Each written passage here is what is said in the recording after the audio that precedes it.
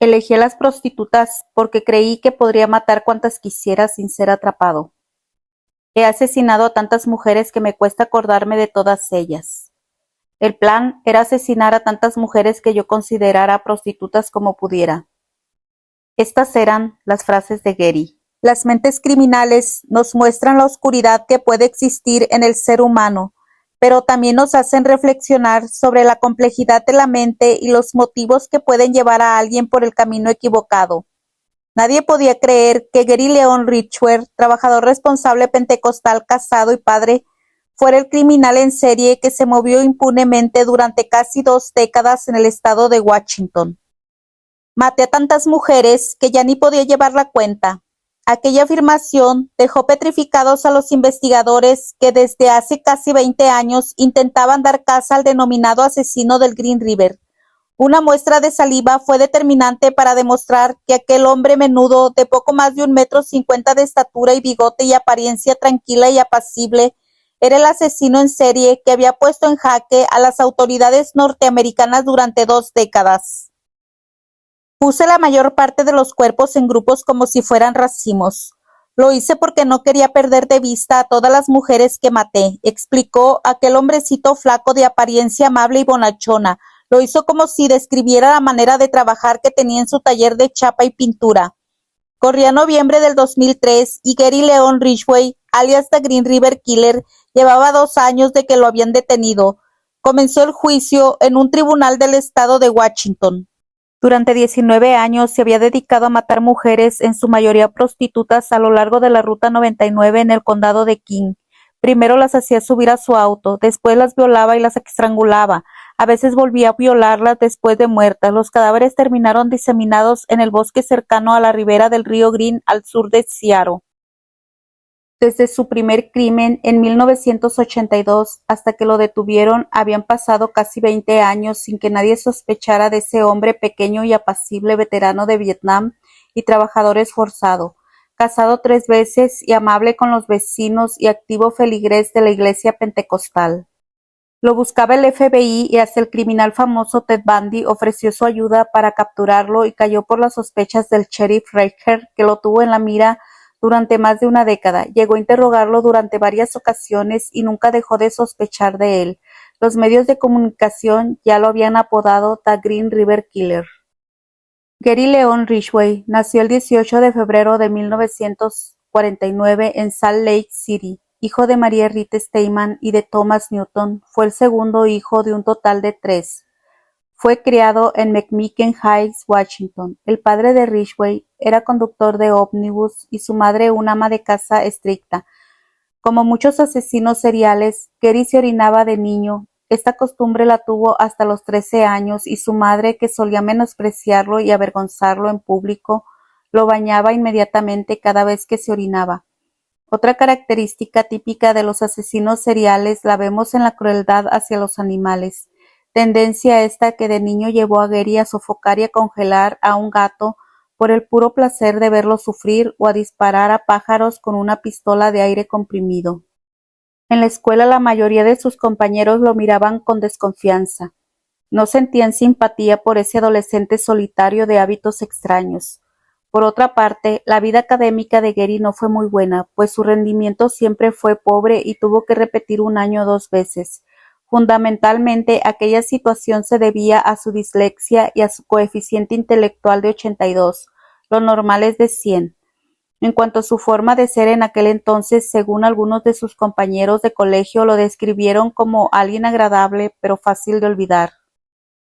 Fue durante su adolescencia donde desarrolló sus primeros impulsos violentos, cuando estuvo a punto de asesinar a un niño de 6 años, aunque el menor sobrevivió al ataque. Ridgway confesó después por qué lo hizo. Quería saber lo que se siente matar. Así se lo explicó a los agentes que lo detuvieron, como también que terminó ahogando a otro con sus piernas mientras se encontraban nadando. Ambos sucesos se conocieron por boca del criminal, pero nunca se pudieron demostrar. Se casó con la única compañera de colegio que le hablaba, Claudia Barrows. El matrimonio duró un año y después Gary se enroló en la Marina. Pasó un año en Vietnam y volvió de alguna manera transformado, más sociable y sin arranques violentos. Así conoció a Marcia Winslow, su segunda esposa, con quien tuvo a su hijo Matthew. Corría el año 1973. Tenía 24 años y todavía no había matado. Marcia contaría después que el mayor problema de Gary es su deseo sexual. Quería tener sexo varias veces, pero ella no. Ridgway contrajo matrimonio 3 veces y tuvo un hijo. Utilizaba la fotografía de su hijo para atraer a las víctimas a quienes llevaba en su camioneta. Algunas víctimas, según contó el asesino, intuía que las iba a matar y, sintiéndose indefensas, le rogaba para que no las matara, a través de frases como «No me mates», «Soy muy joven para morir», «Tengo una familia a la cual cuido», «Tengo una hija en casa» o «Yo no quiero morir», entre otras. Sin embargo, Gary nunca tenía piedad y las estrangulaba, método que elegía siempre debido a que era más personal y gratificante que disparar o algún otro, además que no valía la pena experimentar, pues en sus propias palabras, ahorcar era lo que hacía y era bastante bueno en eso. Ridgway, de apariencia humilde, cuyo aberrante comportamiento sexual nace por su odio hacia las mujeres. Ese odio fue influenciado por su madre, al ser quien maltrataba a los integrantes de la familia. Después de ser arrestado, habló con seriedad acerca de los motivos los cuales no fue capaz de dar.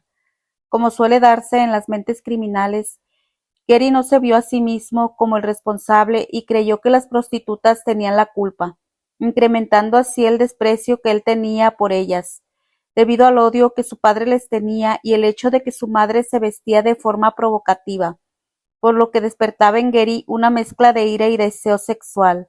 Según Gary, su madre se vestía como una prostituta, por lo que después éstas se la recordaban. En 1980, cuando se le acusó de estrangular a una prostituta mientras tenía relaciones sexuales con ella en su auto cerca del aeropuerto de SeaTac, al ser interrogado Ridgway admitió estrangularla, pero dijo que era en defensa propia, porque la prostituta lo había mordido cuando estaba haciendo sexo. El asunto fue entonces dejado de lado por la policía. A mediados de julio de 1982 fue encontrado flotando en las aguas del río Verde del condado de King en el estado de Washington el primer cuerpo de todos los que vendrían. La víctima, Wendy Lee Cofield, era una adolescente de 16 años que había sido estrangulada con sus propias bragas y tirada al río como si de una funda de basura se tratara.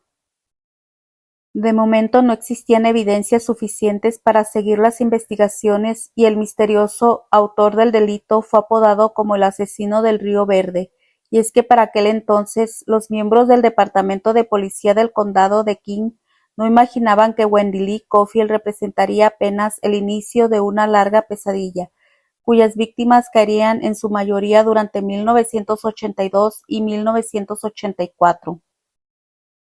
El 15 de agosto de 1982, Robert Ainsworth, de 41 años, subió en su balsa de goma y comenzó su descenso hacia el sur por el río hacia el borde exterior de los límites de la ciudad de Seattle.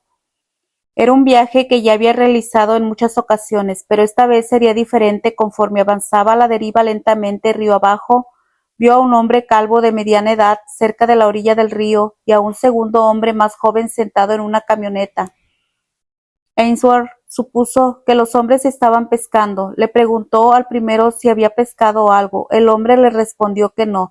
Poco después, el segundo se fue en la camioneta. Momentos después se encontró rodeado por la muerte. Mientras miraba en las aguas claras, su mirada se encontró con unos ojos desorbitados. La cara de una joven negra estaba debajo de la superficie del agua, su cuerpo balanceándose con la corriente, creyendo que podía ser un maniquí. Ainsworth intentó enganchar la figura con un palo. Accidentalmente la balsa volcó al tratar de desatorar a la figura de una roca, y Ainsworth cayó al río. Para su horror se dio cuenta de que la chica no era un maniquí, sino una mujer muerta. Segundos después vio otro cadáver flotando. Otra mujer negra semidesnuda, parcialmente sumergida en el agua. Rápidamente Ainsworth nadó hacia la orilla del río donde había estado estacionada la camioneta. En estado de shock, se sentó y esperó la llegada de auxilio. A la media hora se dio cuenta de que se aproximaba un hombre con 2 niños en bicicleta. Los detuvo y les informó de su macabro hallazgo, y les pidió que llamaran a la policía. Al poco tiempo, un agente llegó al lugar y cuestionó a Ainsworth sobre su hallazgo. El oficial estaba incrédulo, así que entró en el río y extendió la mano hacia la forma fantasmal. Al darse cuenta de que era verdad, pidió refuerzos. Los detectives acordonaron la zona y comenzó la búsqueda de pruebas. Durante las pesquisas, un detective hizo otro descubrimiento macabro. A poca distancia, encontró un tercer cadáver de una joven semidesnuda. A diferencia de las otras dos, esta se encontraba en una zona de césped. Era obvio que había muerto por estrangulamiento. La chica tenía un par de pantalones azules anudados al cuello. También mostraba signos de lucha. Tenía hematomas en los brazos y las piernas. Fue identificada más tarde como Opal Mills, de 16 años. Había sido asesinada 24 horas antes de su descubrimiento. Tras un examen de los cuerpos en el lugar, el médico forense Donald Ray determinó que las tres chicas habían muerto por estrangulamiento. Las jóvenes que se encontraban en el agua fueron identificadas como Marcia Chapman, de 31 años, y Cynthia Hinds, de 17. Todas las víctimas tenían piedras en forma de pirámide en la cavidad vaginal. Ray determinó además que Chapman, una madre de 2 hijos, que había desaparecido 2 semanas antes, había estado muerta durante más de una semana. Ya mostraba signos de descomposición. Sin embargo, consideró que había estado en el río por 2 o 3 días. En el transcurso de 6 meses, 5 cuerpos habían sido descubiertos en el interior o cerca del río. Los detectives se dieron cuenta de que un asesino en serie andaba suelto. Sabían que tenían que encontrarlo y detenerlo lo más pronto posible antes de que más mujeres desaparecieran. Un grupo especial de trabajo se reunió para investigar los asesinatos de Green River, según diría The Seattle Times. Fue la fuerza policial más grande jamás reunida desde el caso de Ted Bundy, el asesino de estudiantes ocurrido 8 años antes. El mayor Richard Kraske, jefe de la División de Investigación Criminal, y el detective Dave Reicher, del condado de King, lideraban el grupo. Se contó con la ayuda del perfilador del FBI John Douglas y del investigador Bob Keppel, que fue conocido por su enfoque único en la compilación de pruebas en el caso de Ted Bundy. No sabían que pasarían décadas antes de obtener algún resultado. La investigación tuvo un mal comienzo, ya que la afluencia masiva de la información inundó las oficinas policiales. No poseían los recursos para procesar la cantidad cada vez mayor de datos y pruebas. De hecho, gran parte se había perdido, extraviado o pasado por alto. La situación llegó a tal punto que en un momento se contó con la ayuda de voluntarios para ayudar a la policía en la investigación en curso. Los detectives se enteraron de que muchas de las chicas asesinadas se conocían entre sí y compartían una historia similar vinculada a la prostitución. Por ello decidieron iniciar la búsqueda del asesino en el área donde las jóvenes eran habituales.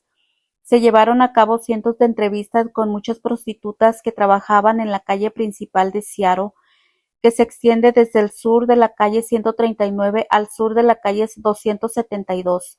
Los investigadores trataron de obtener información sobre las personas sospechosas que habían encontrado.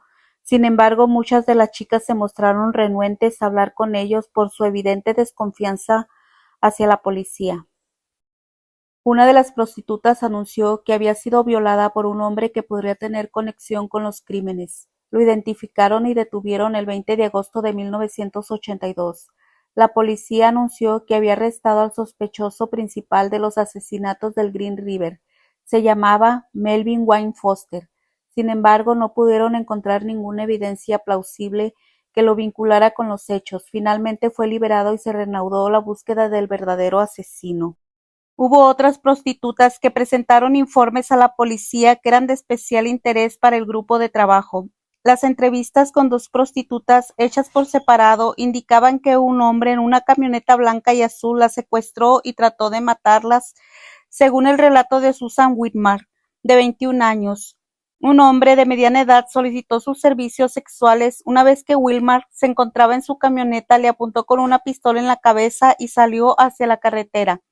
La llevó a un camino apartado, apagó el motor y la violó de forma muy violenta.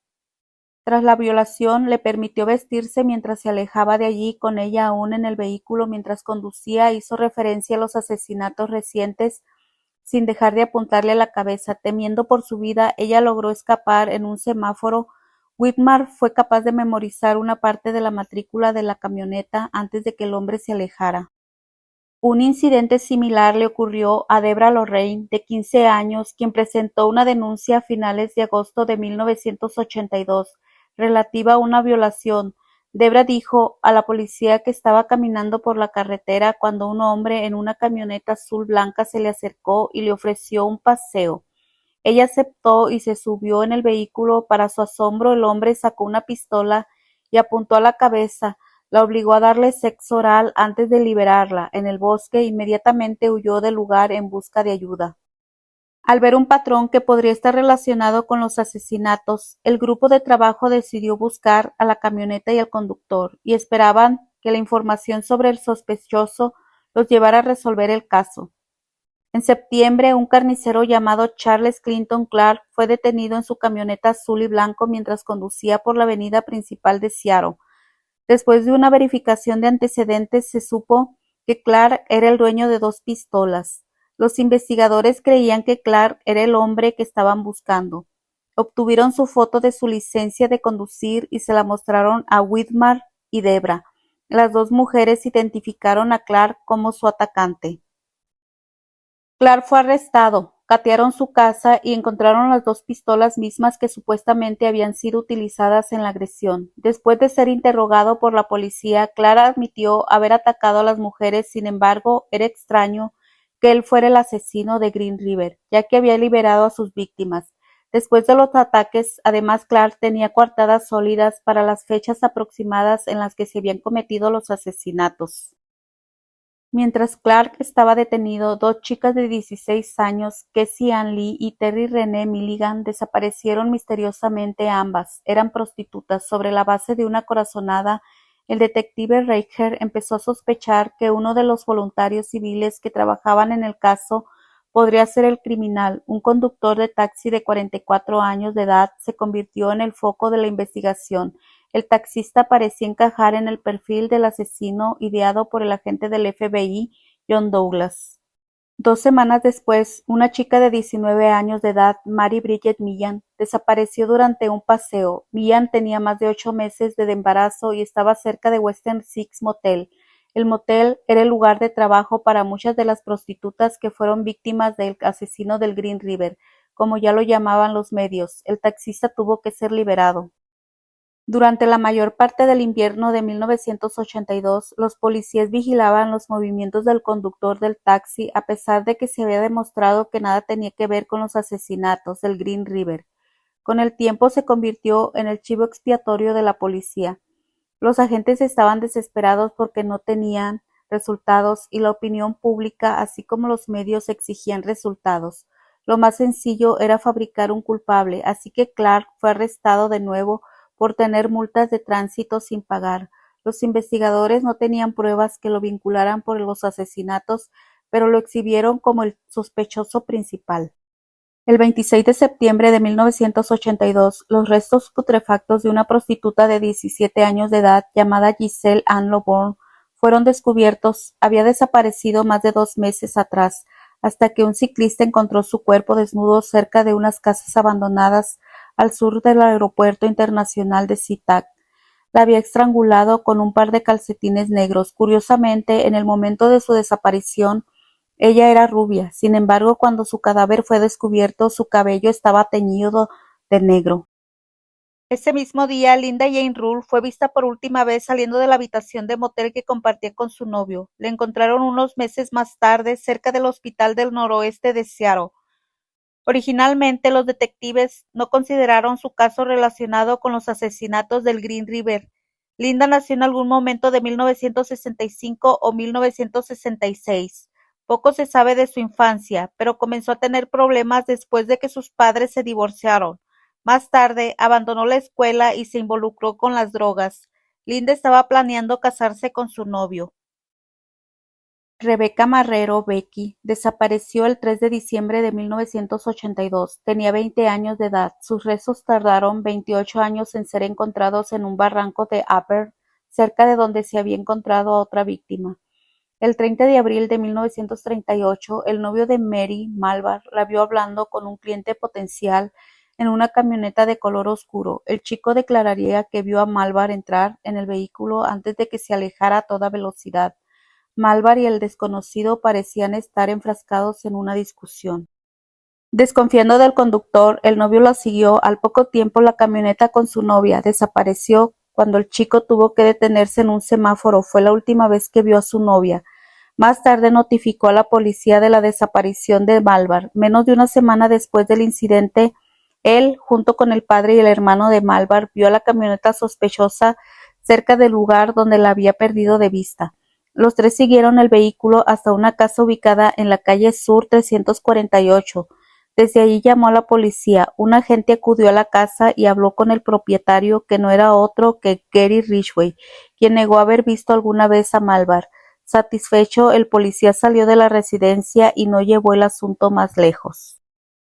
Una camioneta similar, la de Ridgway, también estuvo involucrada en la desaparición de una joven prostituta llamada Kimmy Carey Pitzer. Su proxeneta la vio subir a una pick-up color verde oscura. Describió el conductor como un hombre con la cara picada de viruela. Vio cómo los dos se marcharon y nunca volvió a verla. Más tarde informó a la policía, pero la información relativa a la desaparición de Pitzer y el caso de Malvar nunca fueron interrelacionados.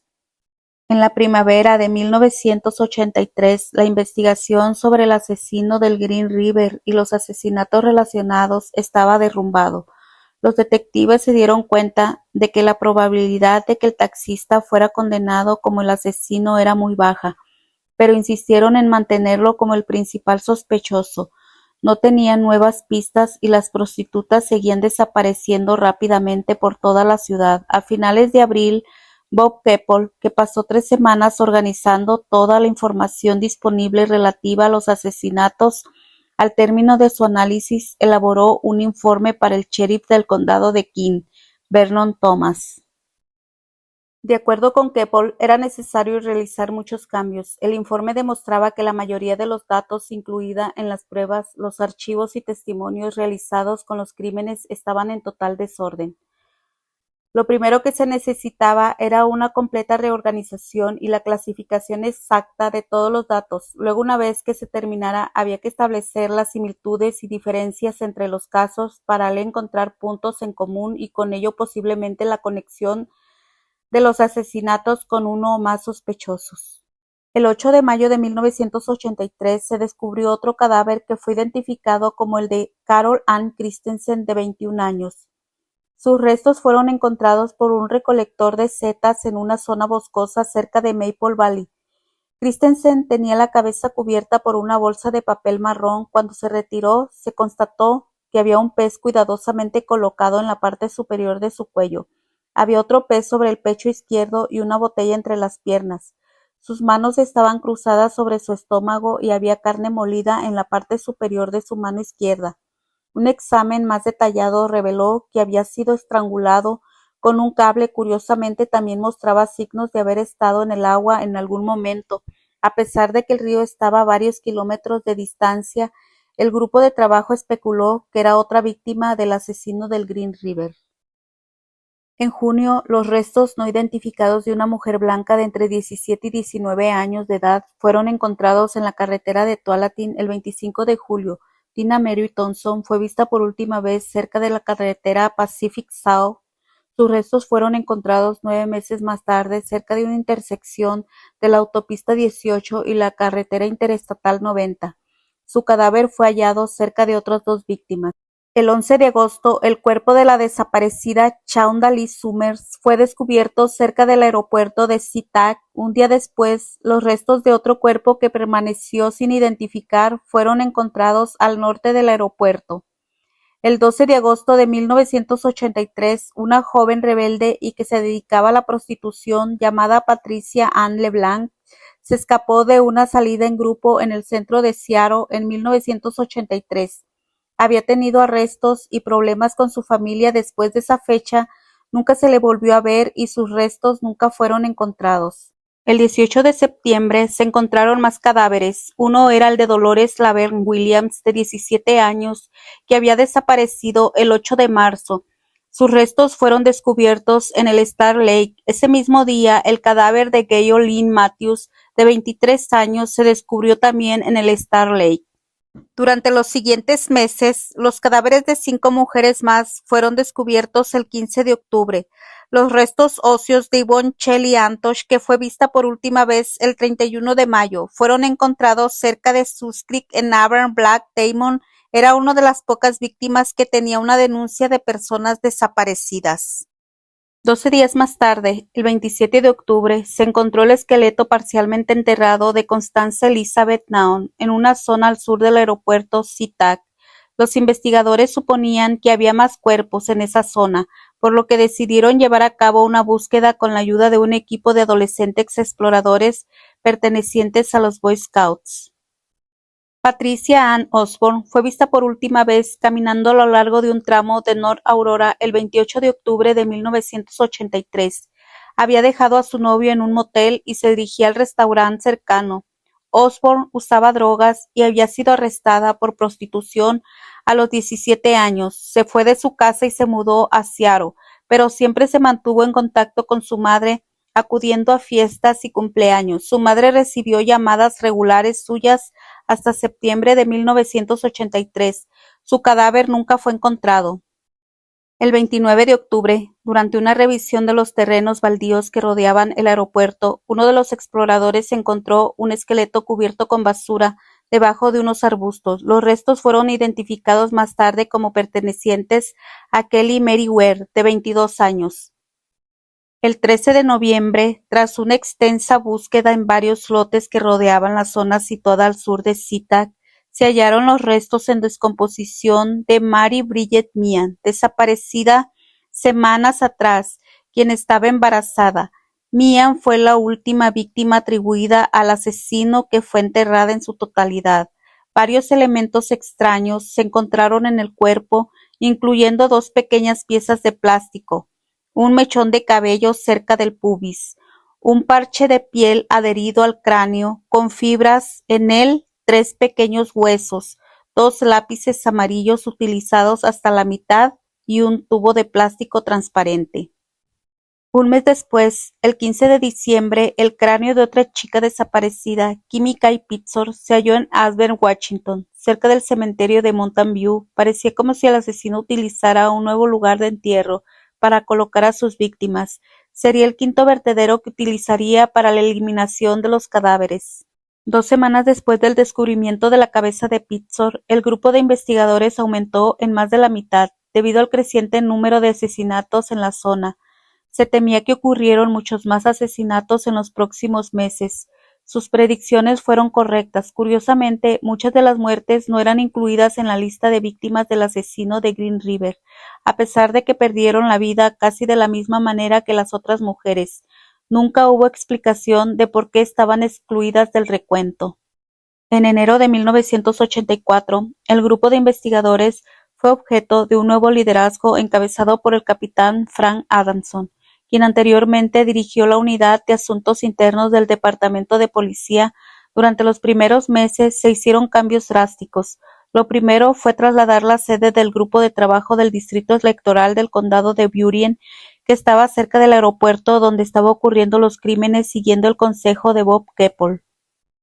El 14 de febrero de 1984, los restos óseos de una mujer que fue identificada más tarde como Delise Louise Player se descubrieron en las afueras de la ciudad, cerca de la carretera interestatal 90. Fue la primera víctima que se encontró este año, pero no la última. Durante los siguientes 2 meses se hallaron 9 cadáveres más. El asesino parecía tener varios vertederos donde se deshacía de los cuerpos de sus víctimas, con la excepción de Meehan. Los cadáveres se hallaban parcialmente enterrados, cubiertos con basura o disimulados entre el follaje. Así fue hallada Cheryl Lee Wins, de 18 años. La mayoría habían sido encontrados cerca del borde de las carreteras o en las áreas circundantes, algunos basureros como el de Lisa Lorraine Yates, de 26 años. El perfilador del FBI, John Douglas, llegó a la conclusión de que los cuerpos eran abandonados en esas zonas debido a que el asesino pensaba en ellas como basura humana. Tal fue el caso de Deborah May Albergin, de 26 años. Una nueva estrategia fue impuesta por Keppel, que cambió a tener la atención de los investigadores de la posible culpabilidad de un sospechoso hacia su posible inocencia. Esto permitió a los investigadores eliminar rápidamente a las personas bajo sospecha que tenían guardadas y concentrarse en los sospechosos probables, pero ni eso impidió la muerte de Sandra Kay Gebert, de 17 años, cuyo cadáver fue encontrado cubierto de basura. Otra víctima hallada en esas semanas fue Alma Ann Smith, de 22 años. En ese lapso se halló otras víctimas que nunca pudieron ser identificadas. La mayoría de las chicas tenían en común un historial de prostitución. Mary Exeta West tenía 16 años y estaba embarazada de 2 meses en el momento de su desaparición. En algún momento de su vida comenzó a dedicarse a la prostitución. El 6 de febrero de 1984 fue vista por última vez en la avenida Rainier en Seattle, Washington. Sus restos fueron encontrados un año y medio más tarde en Seward Park. El 26 de mayo, 2 niños que jugaban en Jovita Road, en el condado de Pierce, se sorprendieron cuando tropezaron con un esqueleto. Tras un examen médico se descubrió que los restos eran de Colin Renee Brookman, de 15 años de edad. Los investigadores todavía no tenían nuevas pistas sobre la identidad del asesino. Después de casi 3 años, la matanza criminal continuaba. Tras el descubrimiento de Brookman, la serie de asesinatos pareció disminuir. En agosto de 1984, los investigadores creían que su gran oportunidad de cerrar el caso había llegado cuando Henry Lee Lucas y Otis Toole confesaron ser los autores de los asesinatos del Green River, mientras estaban en prisión, pero después de extensas entrevistas con los 2 prisioneros, se determinó que las confesiones eran falsas. En octubre de 1983, Ted Bundy, que estaba en el corredor de la muerte, se ofreció a colaborar con las investigaciones, debido a que, igual que el asesino de Río Verde, él había sido un asesino en serie de mujeres y podía ayudar a los detectives a indagar en la mente del asesino de Río Verde y a predecir sus movimientos y descifrar posibles estrategias. Entre otras cosas, Ted Bundy dijo que el asesino probablemente conocía a alguna de sus víctimas y que probablemente más víctimas debían de haber sido enterradas en las áreas o cerca de las áreas donde se habían encontrado los cadáveres. Bundy también dio mucha importancia a las diferentes áreas de los cadáveres encontrados, pues para el conjunto de las áreas sugería que cada grupo, el lugar se había establecido cerca de la casa del asesino. Los detectives encontraron la información suministrada por Ted Bundy como interesante, pero sin importancia práctica relevante para dar con el asesino. Entre octubre y diciembre de 1984 se halló el cadáver de Mary Sue Bello, de 25 años, junto a la autopista 410. La cubrían unos matorrales. Luego se encontró a Martina Teresa Autoris, de 18 años, cerca de la misma carretera. Estaba descompuesta y cubierta por plantas. El 10 de marzo de 1985, otro cuerpo semienterrado fue encontrado cerca del Star Lake Road. La víctima fue identificada como Carrie Ann Royce, de 15 años. Había desaparecido desde el verano de 1983. Los restos de Angela Girner, de 15 años de edad, fueron descubiertos originalmente cerca de la carretera Southwest Tualatin, frente al Country Club Tualatin, en abril de 1985. En el mismo lugar se encontraron los restos de Tammy Lyles. No muy lejos, en la montaña, se hallaron los cadáveres de otras 2 mujeres. En 1985, a mediados de junio, un hombre encontró 2 cadáveres más cerca de Tigard, Oregon. Una era Denise Darcel Bush, de 23 años. Su cadáver no tenía cabeza. La otra era Shirley Marit Chorrill, de 19 años. Las 2 jóvenes eran conocidas prostitutas en Seattle. El descubrimiento de los cuerpos confirmó el hecho de que los parámetros del asesino del Green River se habían extendido fuera del estado. Parecía como si un nuevo vertedero hubiera sido revelado. Mientras el agente del FBI, John Douglas, llegó a una conclusión, aunque errónea, que había 2 asesinos diferentes. Para Douglas parecía como si uno de los hipotéticos homicidas hiciera un mayor esfuerzo para ocultar los cuerpos del otro. Consideró que algunos de los cuerpos estaban cubiertos parcialmente o enterrados en zonas aisladas, mientras otros estaban abiertamente expuestos a la detección. Aunque la hipótesis podría ser plausible, no había sospechosos que la confirmaran. Pese al constante hallazgo de cadáveres, el caso se había enfriado y no existían posibles sospechosos que pudieran estar relacionados con cualquiera de los asesinatos En el invierno aparecieron los restos de Mary Exeta West hallados en una zona boscosa en Seward Park.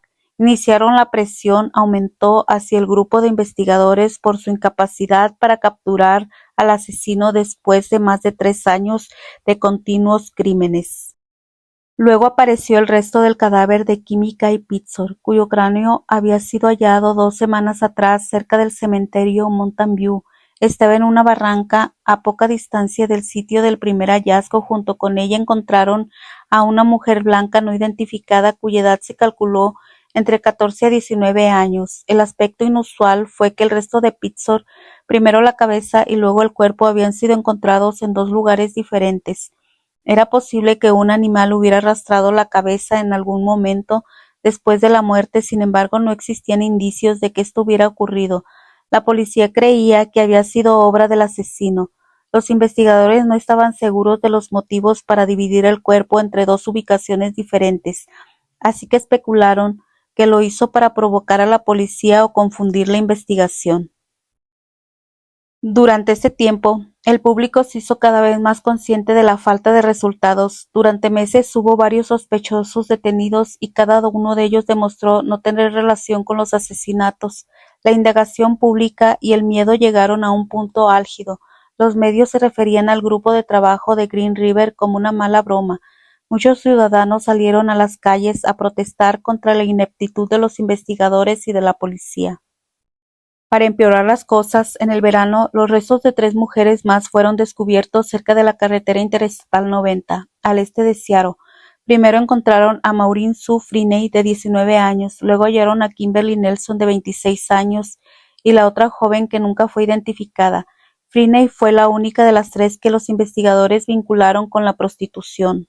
A finales de 1986, el personal se había reducido en un 40% y Adamson fue reasignado a otro proyecto. El capitán James Pompeyo se convirtió en el nuevo líder.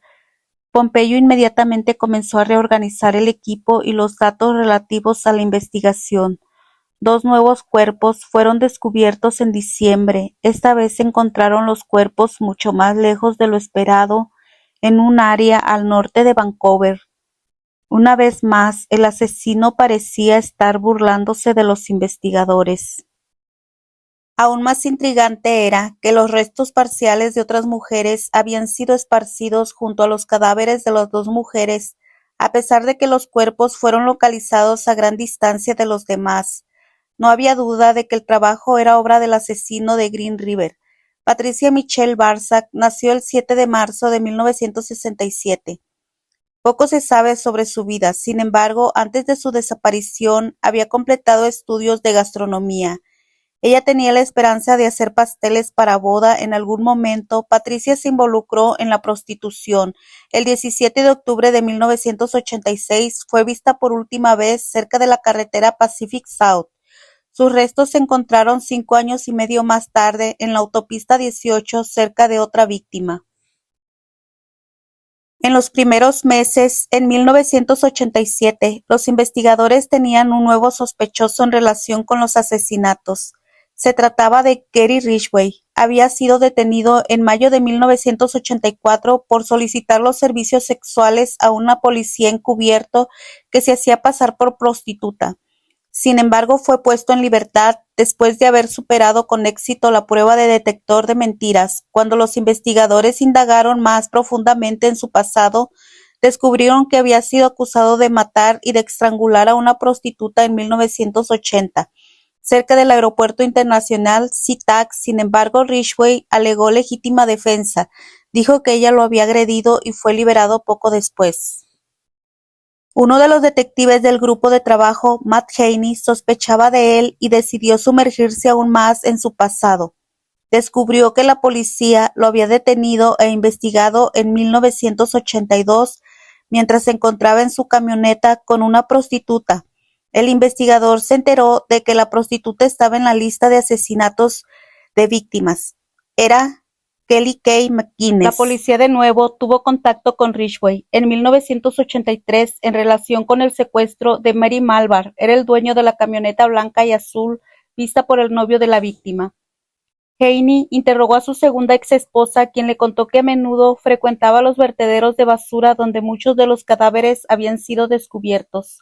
Además, varias prostitutas afirmaron haber visto a un hombre con la descripción de Ridgway entre 1982 y 1983. Él trabajaba como pintor de camiones y había faltado o pedido permiso en su trabajo en todas las fechas en que algunas víctimas habían desaparecido. El 8 de abril de 1987, la policía obtuvo una orden judicial y registraron la casa del sospechoso. Según el Seattle Times, la policía también tomó muestras corporales para que pudieran compararse con las encontradas en algunas de las víctimas. Eran cabellos y un hisopo con saliva, sin embargo no había pruebas suficientes para arrestarlo y fue liberado de la custodia policial en ese momento. El sospechoso fue identificado públicamente como Gary Ridgway. Unas semanas después de la liberación de Ridgway, el capitán Pompeyo murió de un ataque al corazón relacionado con un accidente de buceo. El lamentable suceso fue recogido por los medios de comunicación y se le dio un tinte sensacionalista.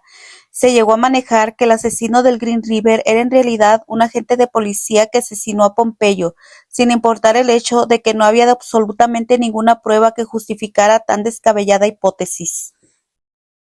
En 1988, más cuerpos de mujeres jóvenes desaparecidas fueron descubiertas, entre ellos Debbie González y el de Debra Lorraine, de 15 años, quien había desaparecido 6 años antes, tras anunciar a la policía el ataque sufrido por un hombre que conducía una camioneta.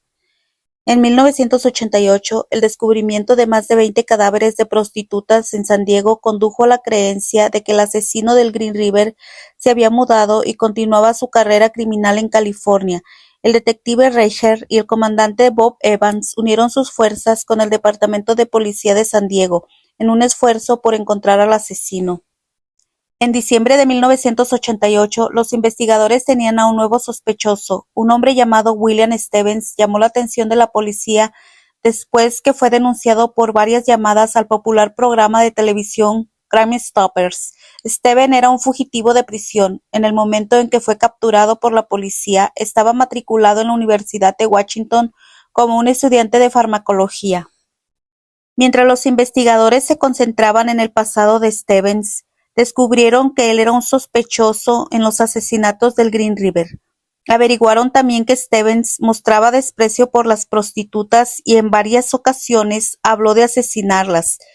Cuando los policías registraron su casa, encontraron armas de fuego, varias licencias de conducir falsas, tarjetas de crédito con nombres falsos y fotos de prostitutas desnudas. Stevens estuvo profundamente involucrado en el fraude con tarjetas de crédito y robo a mano armada que utilizaba para sobrevivir.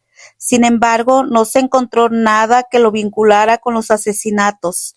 Paradójicamente, los registros de las tarjetas de crédito le proporcionaron una coartada sólida contra su participación en los crímenes. De acuerdo a los registros, Stevens estaba de viaje por todo el país durante el verano de 1982. Cuando muchos de los asesinatos ocurrieron, con el tiempo Stevens fue absuelto de toda participación en los asesinatos del Green River.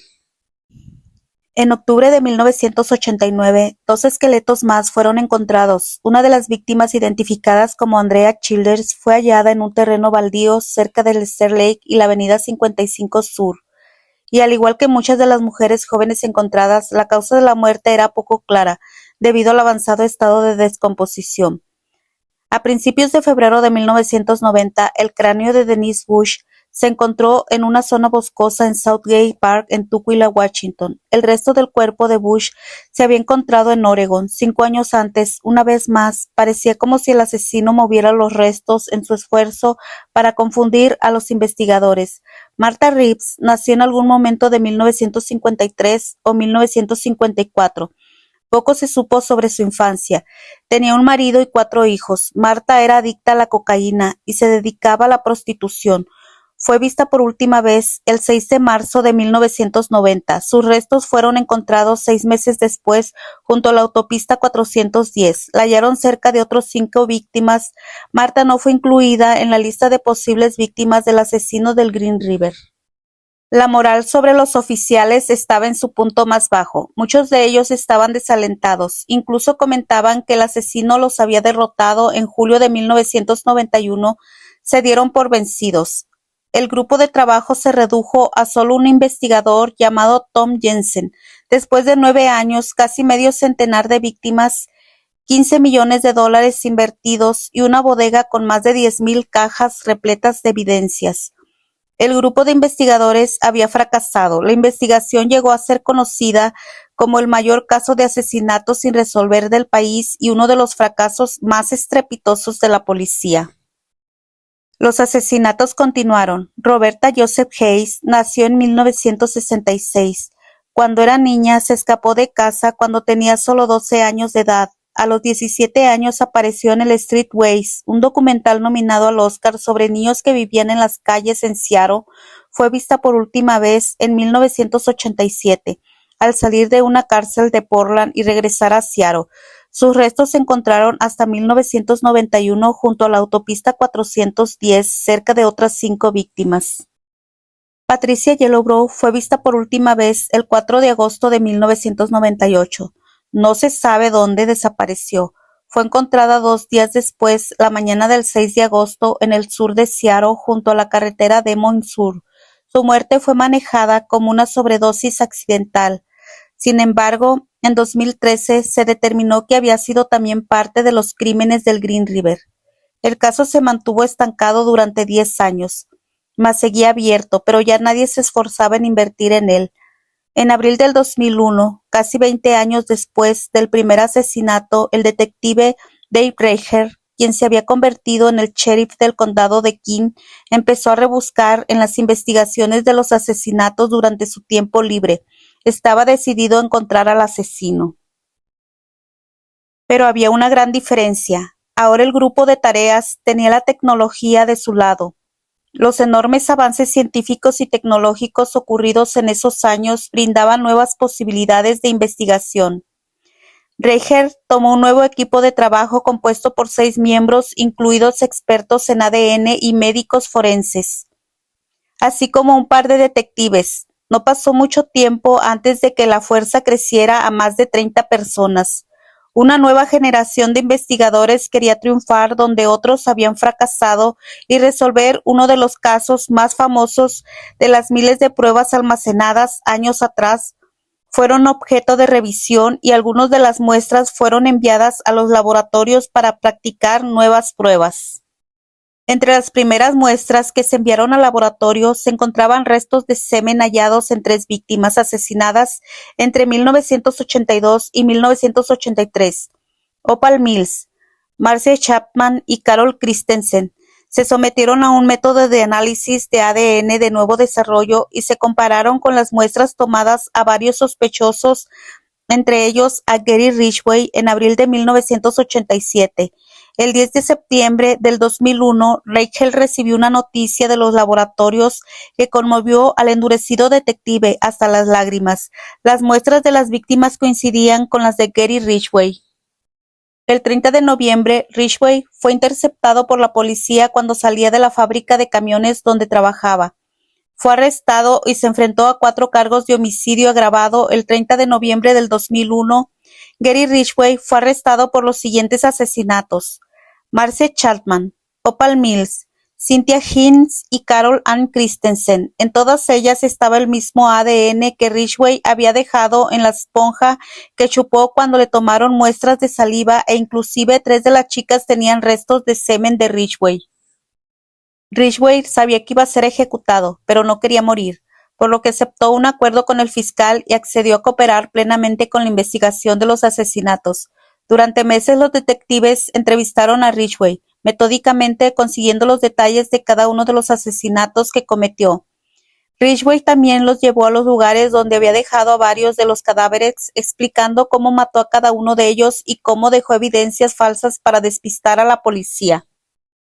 El número exacto de víctimas es algo que no se llegó a saber con certeza, pues en una de las cintas grabadas dijo haber matado a 61 mujeres y en otra cinta que a 71.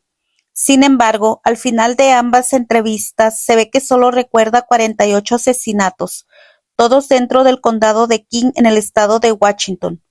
Ridgway confesó más homicidios que ningún otro asesino en serie estadounidense durante un periodo de 5 meses de entrevistas con la policía y el fiscal. Confesó 48 asesinatos al paso de los extensos interrogatorios.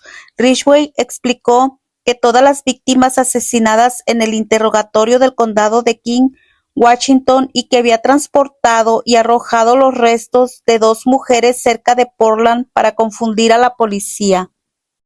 El 5 de noviembre del 2003, Ridgway firmó una declaración de culpabilidad en 48 cargos de homicidio premeditado agravados. Hizo un acuerdo con el fiscal en el cual accedió a revelar el paradero de algunos cadáveres que aún no habían sido descubiertos. Su trato logró que eludiera la pena de muerte y recibiera una sentencia de cadena perpetua sin libertad condicional el 18 de diciembre del 2003. Ridgway fue condenado a 48 penas de cadena perpetua sin posibilidad de libertad condicional para ser cumplidas consecutivamente. Ridgway condujo a los fiscales a 3 cuerpos más. En 2003, el 16 de agosto de ese año, se recuperaron los restos de Pammy Annette Avent cerca de Enumclaw, Washington.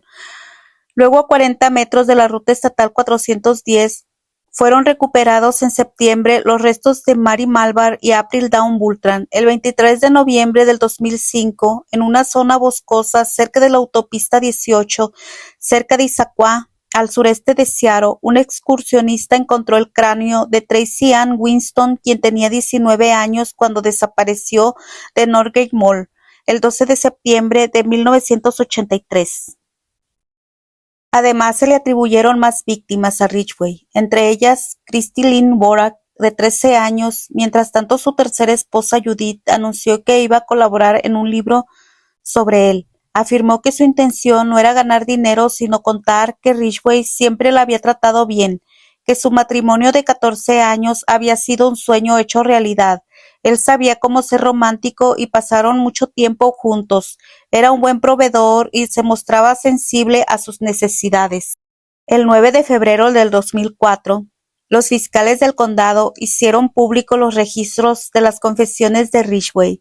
En una entrevista grabada, dijo a los investigadores que era responsable de la muerte de 65 mujeres, pero el 31 de diciembre del 2003 afirmó haber asesinado 71 víctimas y confesó haber tenido relaciones sexuales con ellas antes de darles muerte. Un detalle que no reveló hasta después de su condena. En su confesión reconoció que mataba prostitutas porque eran fáciles de capturar y odiaba a la mayoría de ellas. También confesó que tuvo relaciones sexuales con los cadáveres de muchas, que empezó a enterrarlas para poder resistir a la tentación de cometer necrofilia. Ridgway se olvidó de sus víctimas, nunca se aprendió sus nombres y dijo que las veía como mujeres desechables. En líneas generales, el método de Gary consistía en contratar a una prostituta, subirla al carro, mostrarle la foto de su hijo para que la prostituta crea que estaba ante una persona buena incapaz de matar, tener sexo con la prostituta y luego matarla con estrangulamiento. Generalmente mataba a las víctimas en su casa, pero a veces también en el carro o incluso en un lugar apartado como en el bosque. Ya ante el tribunal en 2003, donde los familiares de las víctimas pudieron decir lo que pensaban del asesino, Gary decidió confesar todos los crímenes y ayudar a localizar al resto de las víctimas, pero todo para conseguir un trato y evitar la pena de muerte. Así, el asesino en serie reconoció 49 crímenes. Su confesión judicial estremeció a los familiares. El plan era: quería asesinar a tantas mujeres que yo consideraba prostitutas como pudiera, relató. Aunque muchas de ellas no lo eran en realidad, maté a tantas mujeres que ya ni podía llevar la cuenta. Mi obsesión por escoger prostitutas venía porque sabía que podía matar a tantas como quisiera sin que me pillaran. Para Gary, pocas de ellas se reportarían como desaparecidas, por eso veía más fácil o factible secuestrar a mujeres que deambulaban por la carretera. Otra parte de mi plan fue el lugar donde coloqué los cuerpos. Les quité la ropa y objetos personales para no dejar evidencia de quiénes eran, y así resultaría más difícil su identificación. Continuó explicando ante una sala sobrecogida con su testimonio. Puse la mayor parte de los cuerpos en grupos como si fueran racimos. Hice esto porque deseé no perder de vista a todas las mujeres que maté. Tuve el gusto de hacer un gran racimo alrededor del condado. Utilicé generalmente una señal para recordar. Mi intención fue crear racimos nuevos para no volver a los anteriores y ser pillado. De hecho, maté a tantas mujeres que ya ni podía llevar la cuenta. Cada palabra que salía por su boca horrorizaba aún más a los presentes en el recinto judicial. La frialdad en su relato se confundía con los lloros y los gritos de los familiares que habían decidido sentarse ante el público. Incluso el juez llegó a permitir que algunos familiares y amigos de las víctimas hablar directamente al acusado. Aquel 18 de septiembre del 2003, Gary se topó cara a cara con quienes solo le deseaban la muerte. Es un animal. Espero que su muerte sea dolorosa y larga, soltó Vicky Ward, al igual que otra mujer, Carol, que dijo, irá al infierno, es ahí donde pertenece. Hasta entonces, Gary Ridgway no había mostrado ni un apéndice de arrepentimiento. Serio e inexpresivo, parecía que ni el desprecio, ni los insultos, ni el sufrimiento, ni el odio manifestado por las familias podían quebrantarle, hasta que un padre subió al estrado. Señor Ridgway, hay personas que le odian, pero yo no. Ha hecho que sea difícil cumplir con mis creencias, pero Dios dice que debemos perdonar. Está perdonado, concluyó el padre de Linda Jane Rule, asesinada el 26 de septiembre de 1983 por Gary Ridgway. Aquel acto de indulgencia provocó el llanto de Gary, un hombre cristiano, quien acto seguido pidió perdón por todos los actos que había cometido. Aunque finalmente Ridgway evitó ser condenado a la pena capital al admitir los crímenes y declararse culpable, el tribunal dictaminó para él 49 sentencias consecutivas de cadena perpetua sin posibilidad alguna de obtener la libertad condicional. Desde entonces el asesino del Green River se encuentra encarcelado en la penitenciaría del estado de Washington. 7 años después del término del juicio, los investigadores lograron localizar el último cadáver, pero no fue hasta junio del 2012 cuando los forenses consiguieron identificar a la víctima. Se trataba de Sandra Denise Mayor. Gracias a la muestra de sangre proporcionada por un primo de la joven, pudieron comunicárselo a la familia y darle sepultura. Por su parte, Ridgway intentó captar notoriedad convocando una rueda de prensa para explicar que no mató a 49 mujeres, sino a 80. Los investigadores no siguieron su juego, sabían que mentía, en realidad habría asesinado supuestamente cerca de 200.